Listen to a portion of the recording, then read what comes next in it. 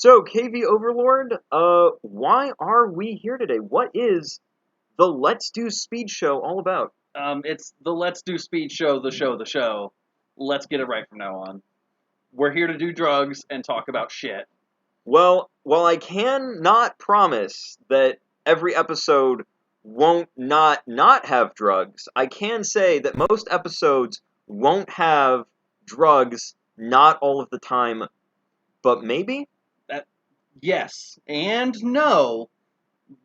But shut up! You're using too many words. Okay, Okay. listen. This is a show about card games and Speedrobo dicking around, and I don't know what he's doing in the corner there. He's just hanging out, crawling I'm walls. I'm here. I like corners. Oh God, So the point of this show is that it's a podcast with KV Overlord and I. And in it, we're going to be talking about different things in card games that interest us. And hopefully, they will interest you as well. or else, or else. Or That's it. or else. There's, Or else you won't be interested. and then you're a nerd. And that's okay. No, it's not. All right.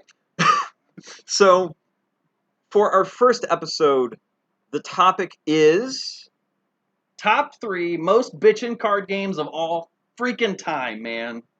as he said, top 3 most bitchin' card games. Ah, good sir. Influential. Is it Influential. Not. I misspoke. It's influential card influential games. card games? He has the notes, I don't, so he knows what we're talking I have about. paper. Scribble, scribble. Scribble. It's not it's a laptop. It's another Yes. computer. So, what we're gonna do in this episode is we put down a list of our picks for top 3 most influential games. It's not the best games. It's not Oh, our God, favorite no. games. No, Not definitely the best. not. No, Oh, absolutely these not. games God, suck. no. I can definitely name 2 of these games that I absolutely hate. Oh, we don't know each other's lists. Yes. But we're guaranteed 4 bad games. 4 bad games 4 bad at games least. at minimum. Yeah, so the idea is that since we don't know each other's lists, it's going to make things a little bit interesting. And we're going to be starting from the top. So we're going to be starting with number 1 because everybody here knows what it is. 1, 2, 3, Magic the Gathering. Garbage. It's Yeah. So it's neither of us really like Magic, and to get a better idea of why I, Speedrobo, do not like Magic, go check out my Exploring Card Game Design, Mistakes in Magic the Gathering. I go into great detail as to the parts of Magic that I'm not personally fond of. And to get why I don't like Magic, just go play your local F&M.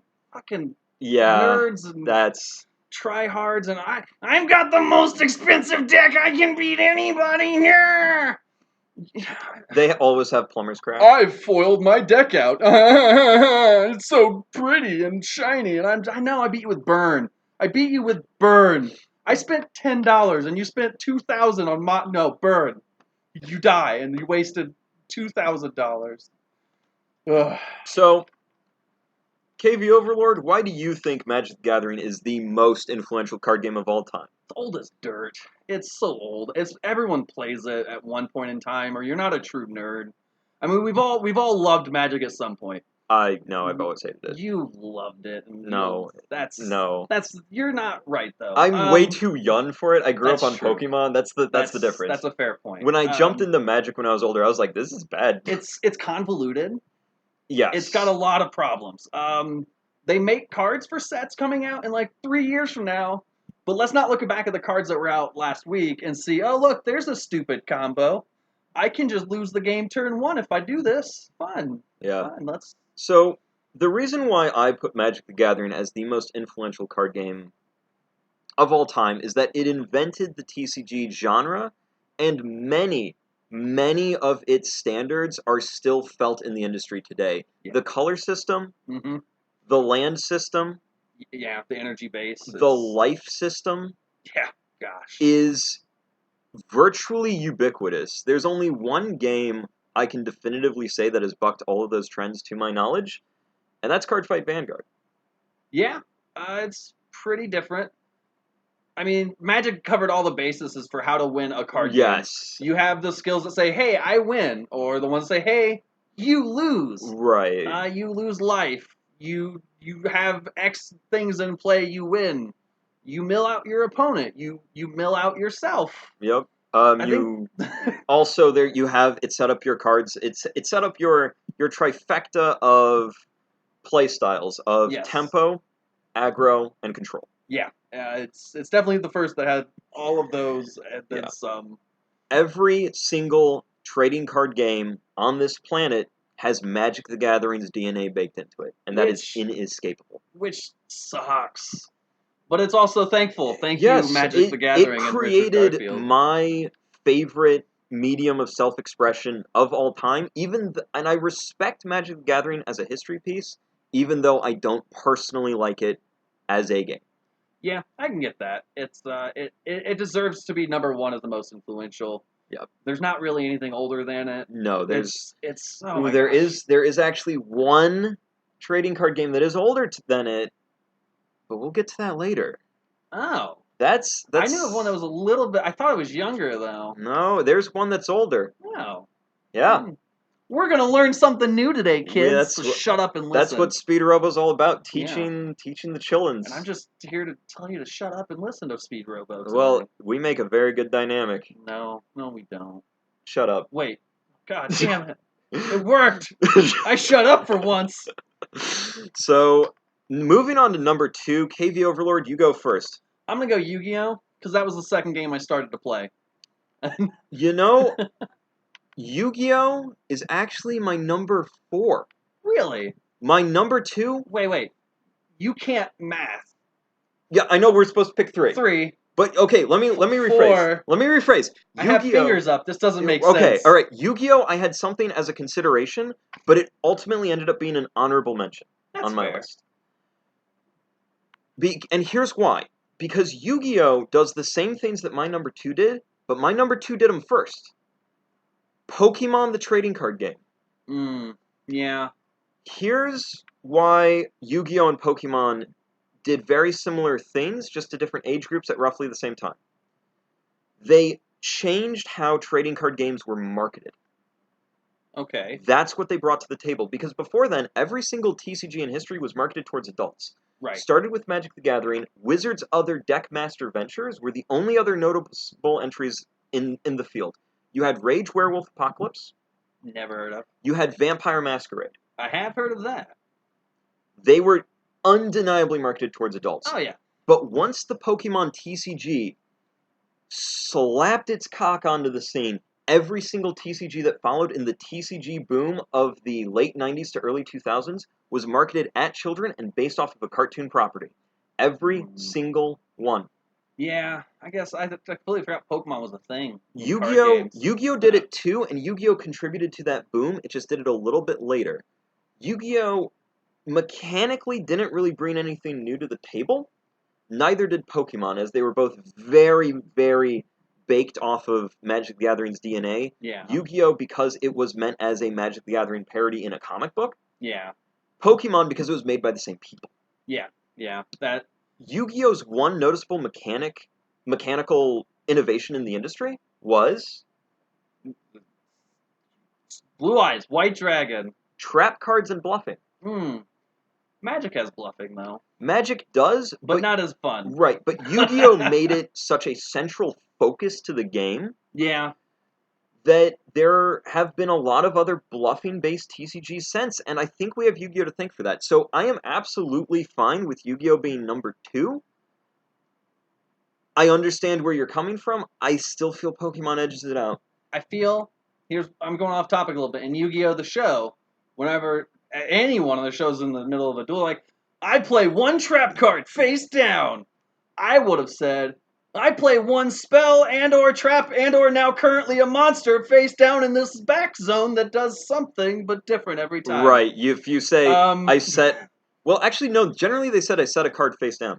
did they? They I feel only like Joey said would have said what it okay. was Well, too. I've set the Joey specific trap Joey does because and hacked him. Joey is special. He's the best normal person at the card game in the first season. Seto Kaiba?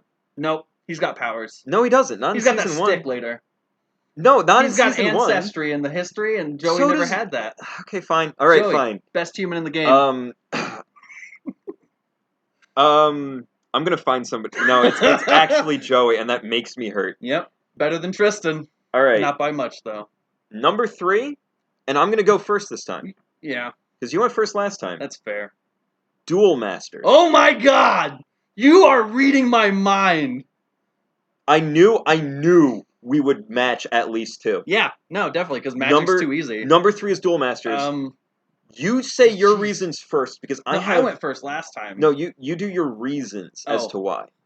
It's fucking awesome. Everything's basically a dragon, but realistically, it's you don't have to have these dice. You don't have to have a piece of paper to keep track of your life. They look awesome. They're simplified. They're easy to understand. You don't have teeny tiny size 3 print like on some Yu-Gi-Oh cards and certain Magic where you don't use words like retroactively like old Magic cards. It's simple. You play things and you attack and do fun stuff. I'm going to double down on exactly what you said. The reason why I put Duel Masters as my number 3 is because no TCG in history revolutionized the mechanics of the industry other than Magic the Gathering as much as Duel Masters had.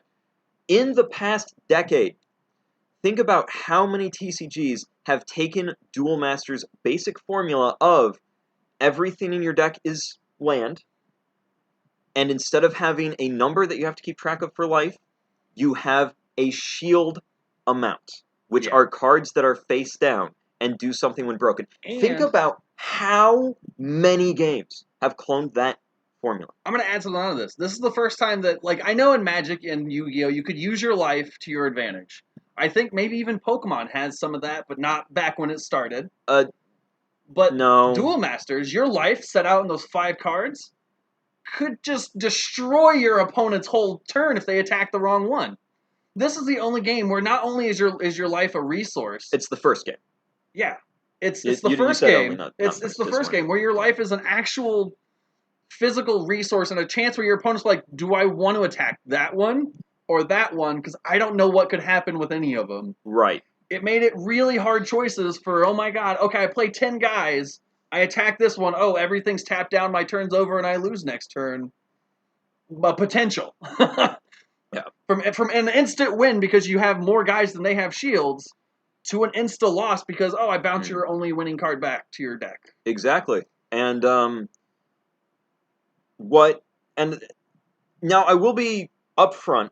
There could have been a game before Duel Masters that I am not aware of that had very similar mechanics to Duel Masters, but it is undeniable that it is Duel Masters that popularized it. Yes, and if I'm not mistaken, Duel Masters is actually still around. It is still ongoing. Today. That game is still In ongoing in Japan. Japan, yeah. Yes, that is absolutely correct. They were the first ones to do double-sided cards. They were. Magic copied them, and everyone's like, "Oh, Magic! This is so new!" And I'm like, No, it's Duel not. Masters had it. Yeah. So Duel You guys are Masters, nerds.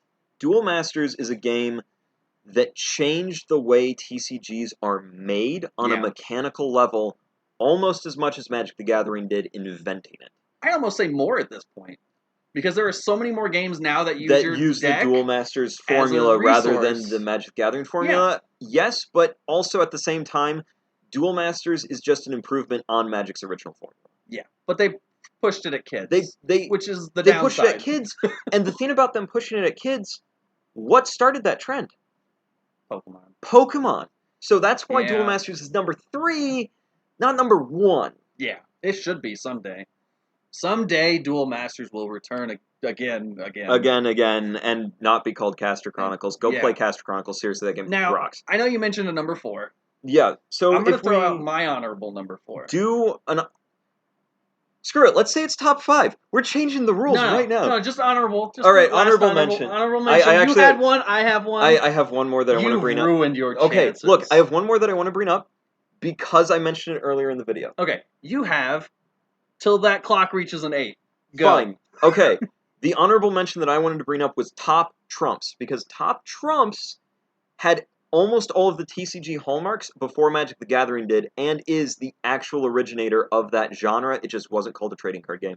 Never heard of that. It is, look it up, it is a British invention. Interesting. But I was going to say the British haven't done anything good for us, but I guess yeah, well, some stuff, there you like go. Top Trumps. Top Trumps. Top Trumps. Trumps, as Not in Trunks. our president. Like, oh, Oh, that's Not, but it why doesn't have failed. anything to. It doesn't have any. No, it's actually still ongoing. Really? Yes. I was thinking it was that religious card game based off the Revelations. Oh no, God, that I was thought way. that was. No, that was way after. I know it was after Magic. Magic, Yeah. but I thought maybe I was mistaken. But it's still No. ongoing It too. is But still it's like ongoing. Yeah. 1.5 sets every 3 years. Yeah, it's terrible. But Don't it's play it. going. It's also a bad game. Don't play it. Yeah, no, it's awful. All right, honorable mention. Go. Honorable mention. I'm gonna go with Digimon. Hear me out. Which one? The one that the battle card game. Is it the Digibattle card game? I believe so. Yes. Is it the one with the blue card back, or the purple card back, or the orange card back? I don't recall the backs, but here's what I do recall: each monster has a specific type, and Yes. and their attacks they have a specific match Yes. each type. Yes. So your damage, depending on what your opponent played, so you could deal like a bajillion damage or 3. Pokemon did that first. Did they? Type advantage, yeah. Type advantage, but not. Pokemon had type advantage. But you still had your attacks you could choose from in Pokemon. Yes. This one, you had no control Right, yeah, over yeah, how that's- much you were going to do. Okay, so it's type advantage, but dumb. It's dumb type advantage. I honestly wish more games had that right now. You know what? It would be fun. Because it's more of a game of chance at that point. It would, if you're looking for more of a game of a chance. Yes, I'm more of a strategy player. Yeah, strategy's for you. Strategy is absolutely for me, and Nerd. this is why we're doing the show together. Yeah, no, strategy's for nerds. So like I said in Magic, if you're gonna play Magic, just play Burn. Like 4 lightning bolts and anything else that costs 1 that does 3 or more damage. Goblin Grenade. Goblin Grenade does 5. You got to play goblins. But, you know what? Honestly, if you open with 4 Goblin Grenades and then 4 goblins, you I'm just gonna kind do of one better for you here. For modern playable Yeah. Magic, Vexing Devil. Mm-hmm. It's a 1-drop, 4/3, unless they take 4 damage when you play it. Then, here's how modern goes. Okay, I play Vexing Devil. Okay, I take 4. All right, it goes away. Turn 2, I play another one. Oh, I'll take 4. Okay, it goes away. I play a third one now. Oh, I'll just get that out of I'll remove it, but you either gain 3 life or like go get a free land from your 12 card land deck and you just win with more burn. It's super good. Well, anyway, Yeah. that is our main topic today. Yeah. So thank you for watching. Now stay tuned because we have comment sections. Right. Tell us what your top 3 bitchin' card games are. Yeah, top 3 most bitchin', specifically bitchin'. This had better be your most bitchin' card game. Not influential. I don't care. We already went over those. we did that. Are influential or you're influential, so Yeah. shut up or else. Tell us your top 3 bitchin' games. If you don't Bitchin' have games. 3, make one up. Or Yeah. use Speedrobo's card game. That'll do. That's a good one. Yep. So like and subscribe to both Speedrobo and KV Overlord, and when you're done watching this video, go watch it on the other channel because we each have a special surprise for you coming up Mine's right better. now. Hey there, card fight fellerinos. My name is Speedrobo, and I'm just kidding. I'm not that guy. I'm Steven. I'm KV Overlord Gaming. We can edit this later, right? Yeah, okay. Hi, my name's KV Overlord. Hi, I'm going to show you a Kagero deck. This is Lizard Laser Boy. He's your starter. If you don't know how to play the game, don't watch this right now. Just watch something else. He does draw cards and stuff. Now onto the crappiest card. This guy is shiny, so he's bad. He's got a 0 on his defense, which makes him instantly bad, but he's a sentinel, so that makes him worth playing. Just play him because I told you to. He's good. He's bad. I don't know. You play this game. Here's a snake boy. He's actually a demon. Demon. See? That doesn't say demon. Nope. Dragon Man. Whatever. He's the thing. He does criticals. This guy is the same as the snake boy. He also does criticals in this game that you know what it should do, or else you're watching the wrong video. And then the big one for 20 with heals you, because I wish I had more criticals, but I don't. Or do I? No, we need to heal. Heals good. We need that. All right. Next we have Spear Boy. Lizard Soldier. Nope. Spear Boy. That's his name. Every time your opponent's guards are retired, rear guards, he gets 500. He's good. He's great. I've had him up to like 25 plus before. He's really strong. You'll see why later. This guy is a game winner. You'll also see why later. He does cool stuff with the grade 3s or higher. Gives them critical. I mean, you got a C blast, whatever that means. But he's good late game. Don't waste him early. You get 2 of this snake boy. He sometimes does stuff, but generally he's just kind of there as fodder. He's bad. Whatever. You can't replace him though because he's perfect in every single way. Praise your god. He's your god now. Then we have Airmo. I run 3 because I'm cheap. Maybe not. I got gypped. So I play this guy as a 4 spot. He's actually done pretty good too. He's won me a couple games. He does blow stuff up. When stuff gets blown up, I get cool stuff. Honestly, if you don't know what these cards do, this is just showing you what's in the deck. You should know what they do. If not, look them up. You can read the name. Airmo. All right. Billy the Dragon. He also gets 5k whenever one of their rear guards is destroyed. Everyone hates Billy. I don't know why they always attack him. He's only the best card in the game. All right. Next we have Sword Spear Boy, another Spear Dragon Knight boy. He also blows stuff up and gets 5k, but only the one time when he comes and and then we have Dragonic Burnout. He does stuff and he also wipes the board a little bit. I think you might get the hint of this deck. Now, the most useless card in this whole deck, I swear, is also the most expensive. Waterfall Boy. He's like a Gyarados with Waterfall. Useless and trashy. But he does extra crit and they can't Sentinel block. I guess I've won a few games with him. He's alright. He's definitely not an all-star, though. He's just expensive. Now, the all-star. A rare card that is named Rage Boy. He's on fire. He can blow stuff up or get extra criticals. It's pretty fancy. He's a dapper fire angry dragon boy. He's your winner. I really don't know what else you want. That's the key. Oh wait, you got cool force tokens if you bought the starter deck and changed every single card in it. That's it. Just remember, Kajiro is the best and you can't lose because this is clearly the best deck ever. Later, nerds. Wait, no, I need to... Oh right, your turn.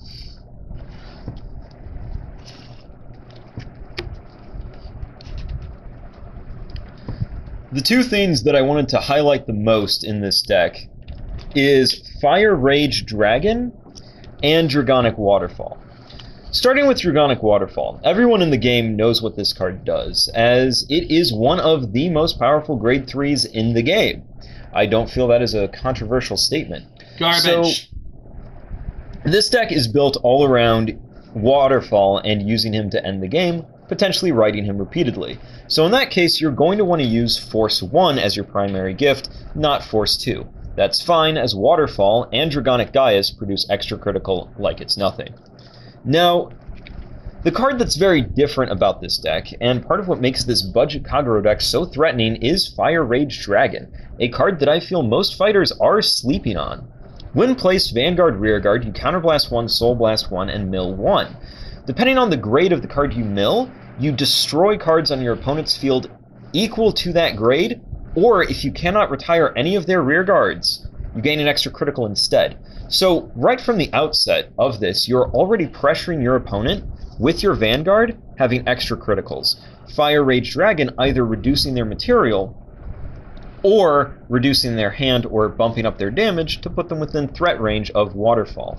I highly recommend giving this deck a shot if you are looking to play a Kagero deck on the budget. This is an excellent choice for you. I've been Speedrobo. Thank you very much for watching, and we'll see you next time.